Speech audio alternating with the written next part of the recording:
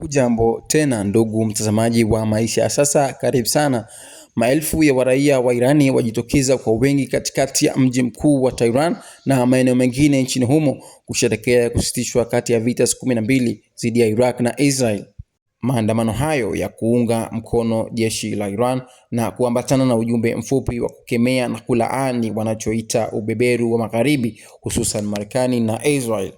Kwa mujibu wa televisheni Press TV, watu kutoka matabaka mbalimbali waendelea kumiminika katika mikusanyiko ya ushindi na kuonesha umoja na kupinga. Picha kutoka eneo la tukio linaonesha umati mkubwa wa watu waliobeba mabango na bendera ya taifa, mabango yaliyoandikwa ujumbe mfupi dhidi ya serikali ya Marekani na picha za viongozi wa kidini kama vile Ayatollah Khamenei na ujumbe ulioandikwa Down with USA and Down with Israel.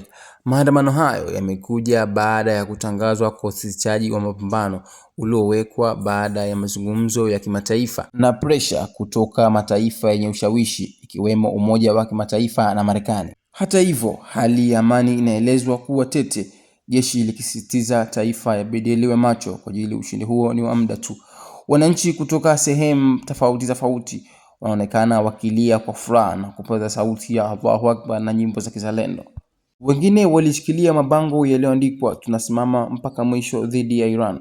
Maamuzi ya wananchi kuunga mkono maandamano hayo inaashiria mshikamano mkubwa wa taifa hilo baada ya wakati mgumu ya mashambulizi ya angani, vita, hofu na mashambulizi makali ya kikanda.